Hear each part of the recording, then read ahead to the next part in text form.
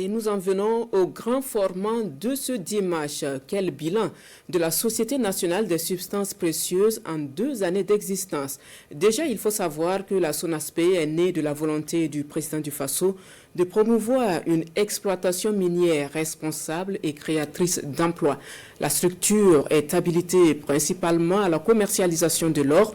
Elle est aussi spécialisée dans l'exploitation et la transformation des substances précieuses. Zoom avec Sila Sinawatara, Lambert Soma, Sekou Zongo et Nyankiteda. La SONASP, la Société nationale des substances précieuses, est l'une des plus importantes sociétés érigées au Burkina Faso ces dernières années. Sa création est une véritable révolution dans le secteur minier burkinabé. Elle est le fruit de la volonté du président du Faso, le capitaine Ibrahim Traoré, de promouvoir une exploitation minière responsable, durable et surtout créatrice de richesses pour le Burkina. La principale mission de la SONASP est de valoriser les substances précieuses du pays à travers leur commercialisation, exploitation, traitement et transformation. La Société nationale des substances précieuses, en abrégé SONASP, est une société d'État qui est issue de la transformation de l'Agence nationale d'encadrement des exploitations minières, artisanales et semi-mécanisées, en abrégé ANEMAS. La SONASP est placée sous 3 tutelles, à savoir la tutelle technique, qui est le ministère en charge des mines, la tutelle de gestion, qui est le ministère en charge du commerce, et la tutelle financière, qui est le ministère en charge des finances. Il faut noter également que les autorités burkinabées, sous le leadership éclairé du camarade capitaine Ibrahim Traoré, chef de l'État, président du Faso, a voulu transformer structurellement son secteur minier afin d'accroître les retombées économiques et d'être en phase avec les enjeux du moment. La SONASP n'est pas qu'une simple société d'État. Sa création est une révolution dans le secteur minier burkinabé. Le pays maîtrise désormais les quantités d'or produites. Mieux, grâce à elle, le Burkina Faso dispose désormais d'une réserve d'or. Le pays ne disposait d'aucun gramme d'or avant l'arrivée du capitaine Ibrahim Traoré au pouvoir. Avec la SONASP, la production artisanale d'or connaît dorénavant un bond significatif. La production annuelle déclarée de 2015 à 2023 ne dépassait pas 500 kg par an. Et avec l'avènement de la SONASP, en 2024, cette même quantité est passée à 8,146 tonnes pour toute l'année 2024. Et pour l'année 2025, où nous sommes actuellement, jusqu'au 30 septembre 2025, cette production est passée à 29 tonnes 546.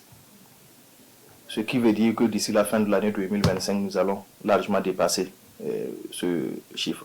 Auréolée de son statut de comptoir public d'achat d'or, la Société nationale des substances précieuses est un véritable instrument de souveraineté économique et politique du Burkina. Depuis sa création, elle a collecté d'importantes quantités d'or industriel et de substances précieuses auprès des sociétés industrielles. Nous avons démarré l'aspect achat de la production industrielle en mi-2023. Pour cette période, nous avions pu acheter autour de 5 tonnes. En 2024, nous avons pu acheter auprès des unités industrielles 14 tonnes. Et en 2025, au 30 septembre, nous sommes pratiquement donc à 11 tonnes 400. Si cette tendance se maintient avec donc, ces mines industrielles, nous pensons qu'autour donc au 31 décembre, nous aurons en tout cas une quantité autour de 14 tonnes. Des performances dues à la vision impulsée au plus haut niveau et en premier chef, le président du Faso, le capitaine Ibrahim Traoré. Pour atteindre les objectifs qui lui sont assignés, la SONASP se veut plus proche de ses acteurs à la base, c'est-à-dire les artisans miniers et les collecteurs.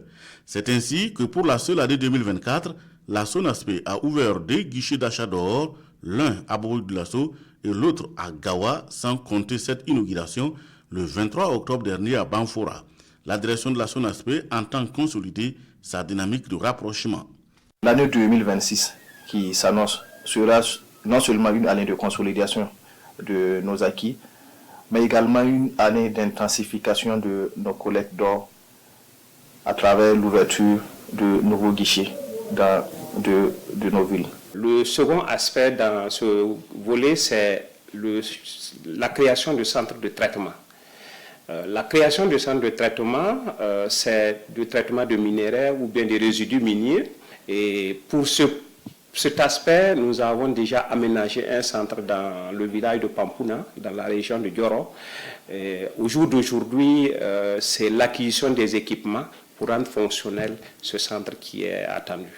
Pour mieux encadrer l'achat et la commercialisation de l'or et faire en sorte que les ressources aurifères du Burkina Faso profitent au Burkinabé, d'importantes réformes ont été introduites à la loi de 2017. Le nouveau code du 18 juillet 2024 réorganise le secteur et interdit les transactions et le commerce informel de l'or.